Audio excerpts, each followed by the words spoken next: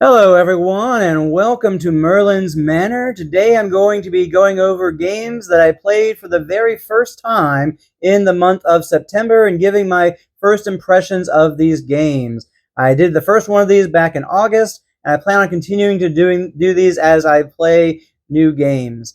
So let's go ahead and jump right on to the list with the first one here being One Deck Dungeon, specifically Forest of Shadows, which is a standalone expansion. I got this one because it was a little bit cheaper. I figured a good entry to try out the game there. And I've enjoyed it. I played it 9 times in the month of September, and I rated an 8 out of 10.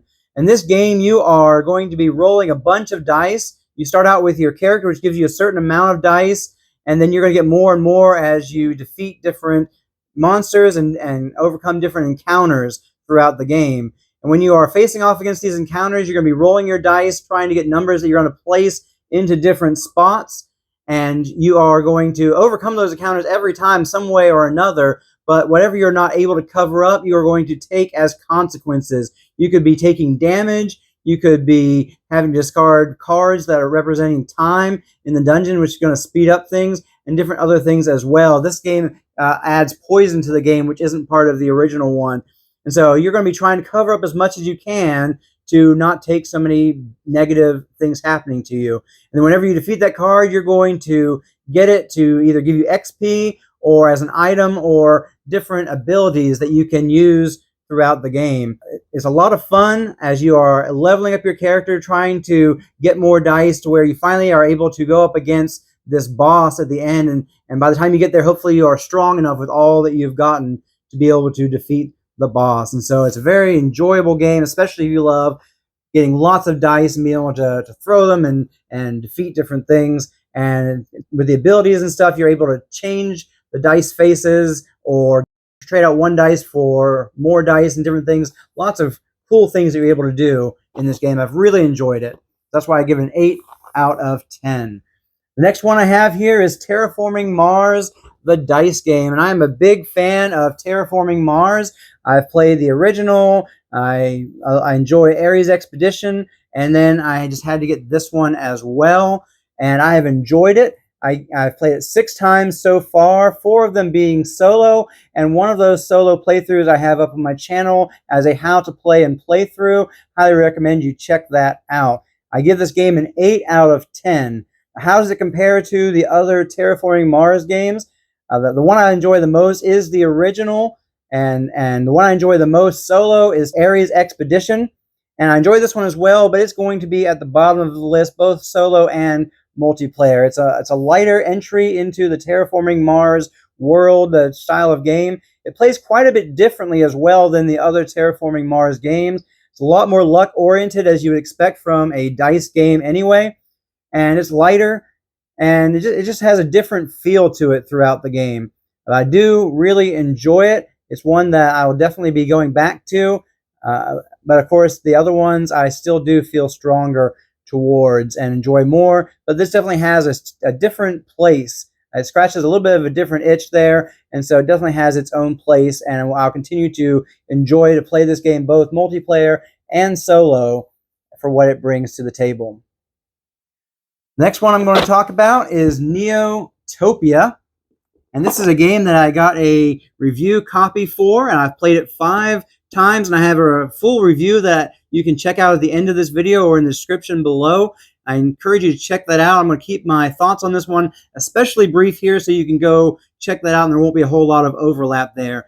I rate it a 7 out of 10, and this is a game that I prefer to play it 2 players because the more players you have, the more things can change between your last turn and your upcoming turn. People can take the place that you wanted to go, and now you won't be able to do what you had already planned.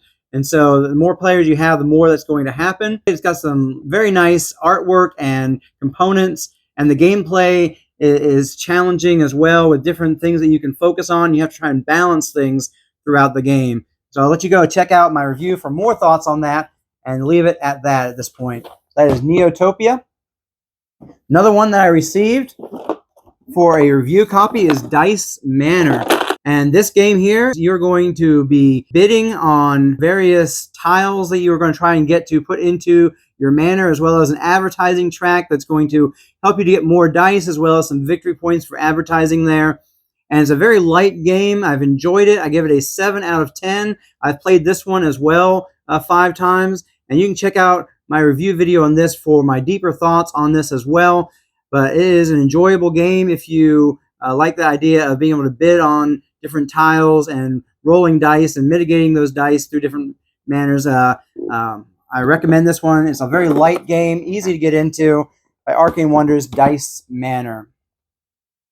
Next one I want to talk about is Paint the Roses, and this is a cooperative game where you are playing together, trying to put down these tiles in such a way that you can then hint towards one another by placing your cubes on there as to how many different ones fulfill a pattern that you are wanting the other person to guess, because the queen wants a certain pattern of roses, the shapes and the colors and all that, but you're not allowed to tell each other what that pattern is. It's a very secretive type thing, right?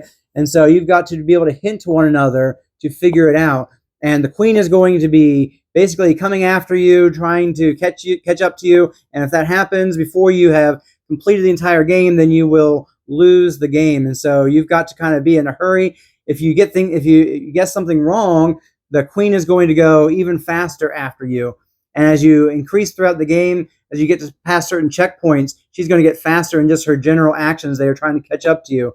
You have 3 different levels of cards you can choose from: easy, medium, or hard. And the easy ones, you can do a few of those, but you're not going to be able to outrun the queen if you keep doing those ones too much. So while they're easier, you can't just rely on those. You have to do some of those medium and hard ones as well. The easy ones, you only have to worry about the colors there, but if you do the medium, it could be color or shape, and if you do the hard ones, it's even more chaos as to what it could be. And so you want to do some of those easier ones for the fact that you can just get going, but you got to do some of those harder ones if you're going to win the game. Very complicated, very difficult to win, but I've enjoyed my playthroughs of this. We played it 3 times, and I give it a 7.5 out of 10. Next game I'm going to talk about is Stranger Things Upside Down. And this game here is a cooperative game where you are trying to find Will in the first season. I haven't played the second season yet, so my thoughts are going to be focused on that first season game here. You start out with asymmetric characters that have their own abilities that they're able to do. Some are stronger than others. And you're going to try and find items that are going to help you. You're going to try and recruit people that are going to be able to help you in different ways. Use 11 special powers that help to accomplish certain things. Meanwhile, you've got these patrols that are chasing you around that are going to make things difficult on you. You've got the Demogorgon that's chasing you around, or it doesn't really chase you around. It kind of just teleports to you when certain cards come up. And you're going to be fighting off the Demogorgon to be able to get some advantage there. You're going to eventually have to try and go into the Upside Down and go to certain points to try and rescue Will. It's got this interesting mechanism that's used throughout all the different things you are trying to do, where you have stacks of these little these round tiles that you are going to have to defeat. They have numbers on them, and you have to be able to defeat those numbers. And of course, the more that are in a stack, the more likely is that you're going to need more to defeat those. They're from 0 to 5. And so you could have a really easy stack to defeat and not even know it, and you spend way too much time trying to build up to be able to take on that stack. Or other times you may go in there thinking, oh, I've got this, and there's like a 5 and a 4 that are buried down in there, and you're like, oh, I don't have enough.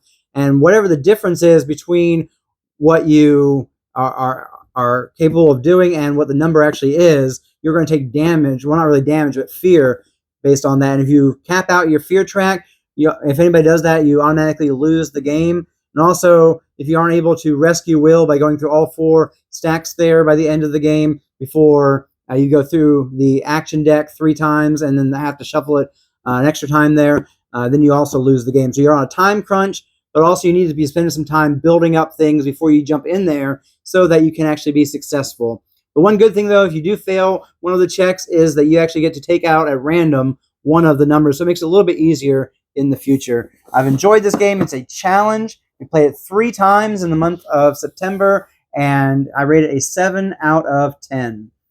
Next one here, I've played only solo, and it really shines at solo, and that's Super Hot, the card game. This is based off of the video game Super Hot, and you're basically trying to defeat these different cards, which get them into your hand. And also you get certain cards for maneuvers that are at the right-hand side. They're going to maneuver into your deck, as well as the cards that you play are actually going to go into the obstacle pile. And so you're constantly cycling cards in and out of your deck, and you are trying to defeat these different goals, or accomplish, should I say, these different goals that are going to come out. And there's going to be bullets that are going to be coming into the game. If a bullet comes into your hand, then that's one less card that you're able to get to your hand. If you ever have 4 bullets in your hand, you automatically lose the game. And so you have to be careful about getting too many bullets into your hand. But some of the cards you are going to be going after actually require you to get bullets into your hand. And then you have to try and heal them to get them out of your hand. And you've got people that are going to be shooting at you and different things. And it's a very challenging game to overcome these different obstacles that are coming your way to be able to accomplish the different goals. It plays 1 to 3 player, but I think it really shines at that 1 player count, or you can play 2 player cooperatively. I've looked over the 3 player. I don't really think that it's a game that I would gravitate towards at 3 player at all, but I mainly got to play solo, and it's a very interesting game from that solo standpoint. Super hot. The card game, I played it 3 times in the month of September, and I rated it a 7 out of 10. The next one I'm going to mention I don't have with me right now. I played it at a friend's house. It's called First in Flight. And I played this game 1 time. I'm going to rate it a 7.5 out of 10. It's a very interesting game. You've got quite a bit going on to it. You're basically going around this track, and you got different actions that you can take on these different spaces. You can't generally go where somebody else is unless you have a certain ability that goes against that, allows you to do that. But normally you can't go where somebody else is, so you kind of have to be like, oh, well, I wanted to go there, but I can't, so I'll go there instead and do that action. And you don't want to go too far ahead, because when you get to the very end, you're done for the day and you have to wait on everybody else to kind of catch up. You want to get as many actions in as you can before the end of the day, so that you can build up sort of an engine, if you will, of different abilities that are going to help you out, different cards that you're going to get into your deck. Getting these cards in that are going to give you distance in your flight so that you can go as far as you possibly can, because the person has the furthest flight at the end of the game is going to win the game. And you also have these different hazard cards that are going to come up. As you get rid of them, you're going to get benefits. So you kind of want them to come up in the sense of being able to then turn them into something better for you. But at the same time, if you get too much in the way of hazard there, you're actually going to be hampered as far as you're able to go. Plus, you're going to get these problems for yourself into your deck there again to come back and hinder you. So you want to work on getting those things out, and you want to build up the abilities that you have so that you can get that furthest flight. And it's got a big push your luck mechanism as you are laying down these cards one at a time. At a certain point, you have to say, you know what, I'm done flying, and you still have to pull 2 more cards out at that point. And if you get that too much damage, then you're going to go down there. And so, and if you go down, you won't get the full 5 points for your descent card. But if you manage to fully land and you don't get too much damage, then you are going to get to use that full 5 there, and you're going to get to go a little bit further. And so you got that push your luck, especially interesting because you got 2 more cards when you decide to stop. A lot of times push your luck games, you stop, that's it. Here you have to decide to stop pushing your luck a little bit earlier to account for the fact that you're going to have more cards about to come out. I really enjoyed this game, and I give it a 7.5 out of 10. Another one that I played at a friend's house is Bonsai. And this game is a very chill kind of game. I really enjoyed it. I'm giving it an 8.5 out of 10. I only played it 1 time so far, but enjoyed it very much. You're basically building up this bonsai tree, and you got these different helpers along the way that are going to help you. You're also getting cards that are going to allow you to put out more towards the growth of your bonsai when you do your growth action there. And it's just a very fun game. You've also got these bonuses that you're going to be going after, that you've got this a little bit of a push your luck essence to this, because you can either, when you accomplish that first one, say, you know what, I'm going to take this. It's worth less points than the rest of them, but somebody else might pass me and take the next one in line. And then the only thing I can go after is the furthest one. But then if somebody beats me to that one, I don't get to take any of those bonus cards for that option there. And so when you hit that first one, you're forced to decide, I'm not accepting this bonus, I'm going to go on to the other ones. Or I'm taking it, now I don't qualify for the higher bonuses. And so that's an interesting thing. You kind of look around at the other players and like, okay, they're not very far advanced on this yet, so I feel confident that I can make it to the next ones, or they're right on my tail. Maybe I take the lowest one and I pivot towards some of the other bonuses. Really enjoyed it. It's got a great puzzling nature to it, and I recommend it. I give it an 8.5 out of 10. Okay, the next game I want to bring up is Starship Captains. And this game I enjoyed very much. I played it one time, and I give it a 7.5 out of 10. And there is just so much going on in this game. You are trying to complete different missions to get the rewards from those missions. You're going to take out pirates. You've got to try and repair your ship so that you can hold more in your cargo hold, as well as get more tech in there. As well as at the end of the game, any unrepaired parts of your ship is going to be negative points. And so there's just so much going on in this game as you are trying to get points from so many different areas. You're trying to level up your crew to commanders so that you can get extra actions that way, as well as they're worth points at the end of the game for having them. You've got points at the end of the game for different things that you have in storage, from artifacts to pirate ships that you've gotten, but there's also, you can turn some of that stuff in for points in other ways through the different missions you're going on. There's just so much going on to this game, and meanwhile you've got this line of crew members that are going to be going in, and you want to try and use the ones you want to get out for next round earlier on, because all but 3 of your crew members are going to rotate in for the next round. And so there's just so much going on to this game. I've really got to get this game back to the table again so I can just kind of wrap my mind around all the different things that you do on your turns. But I enjoyed my first play of this game. Looking forward to trying it again sometime. So Starship Captains, I rate it a 7.5 out of 10.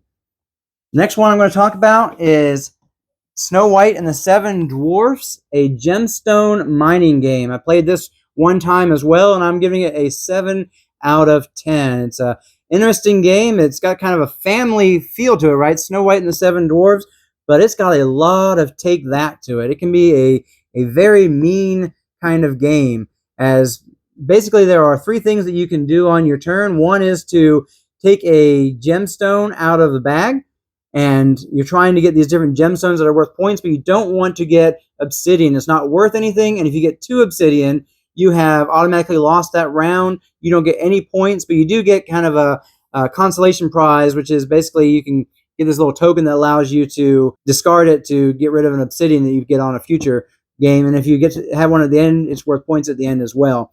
So one thing you can do is you can pull something out of a bag, hope it's not obsidian, and that maybe it goes towards the goal that you're trying to do for that round. Snow White is looking for certain gems. First person to get out of the mine with those gets some bonus points.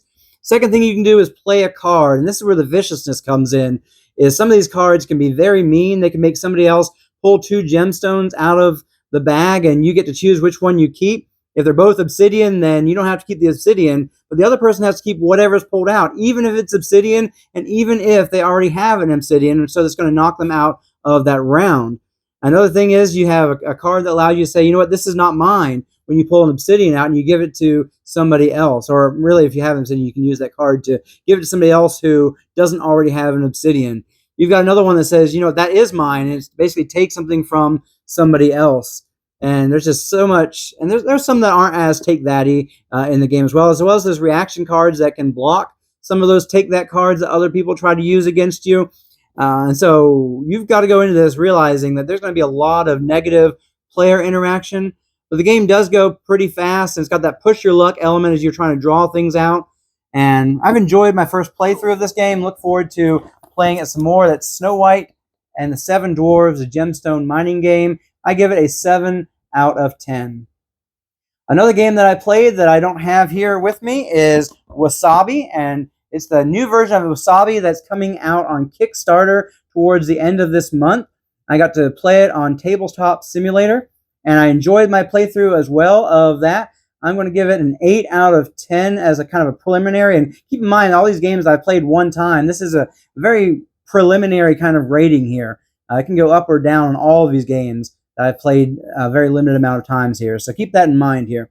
And basically what you're doing is you're putting these ingredients out on this shared board, and you're trying to line them up in such a way that you fulfill these different cards that give you points. You also have the ability on your turn to take from this dish that has these green cubes, and they're going to give you 1 point for each of those cubes at the end of the game. And so there's a few different things going on as you are trying to make these orders. And when you're making the orders, you can either try to get them exactly in order, which will give you an extra bonus, or you can just try and get the order fulfilled any which way, just basically just get the points for the card. And the shared board gives you kind of a tension there as you've got like, okay, this worked perfectly if this is exactly like this on my turn. But then you're a little bit nervous as other people are putting things out because they may block that very space that you're going to. Now, there are also cards that you can get on your turn. Instead of doing one of the other actions, you get this card, and then you're able to use those cards as special abilities once later on in the game. So that can give you a little bit more kind of wiggle room as to what you're going to do on your turn. Some of those will let you put an ingredient on top of another ingredient. Some will let you kind of curve around so it doesn't have to be in a straight line. There's just a few different things that those things do that help you kind of mitigate that a bit there if somebody goes where you want. And so I really enjoyed this game. I'll probably go ahead and back this when it comes out. If I don't get a review copy, it'd be even better if I could get a review copy and check that out that way and be able to give a fuller review on it. But I'm really looking forward to this game. It's from Kid Table Board Gaming, which we've enjoyed other games of theirs in the past as well. And so I look forward to being able to check this one out when it comes out on Kickstarter. And it'll probably take about a year probably to come after that, as Kickstarters tend to do, especially theirs, tend to run that 1 year there. And so I'm looking forward to that game in the future when I get to play it more often. So these are the main ones that I've played. I want to bring up real quick Exit. This is Exit, the Catacombs of Horror. I'm not going to give an official review on this one yet because we've had one playthrough and it kind of breaks up into 2 different playthroughs to play this, and then you're done. You don't play it again after that. And so I'm holding off any kind of official rating on this until I get to play the rest of it. I might bring that up in next month's video if we manage to get it finished then. And so I just want to bring up, we did play this one for the first time, and we'll be finishing it up next month. So these are the games that I played for the first time in the month of September. And this one here, I'm going to try and get to the table one more time in October so that I can give you a full how I rate this one. Of course, I won't say too much about the actual game itself, and so that you can have the puzzle for yourself to figure out. Anyway, I hope you've enjoyed this video. I hope that maybe this has sparked your interest in some of these games here. And I encourage you to check out some of these reviews that I have here, or this playthrough of Terraforming Mars, the dice game. As always, I hope you've enjoyed this video, and I will catch you in the next one.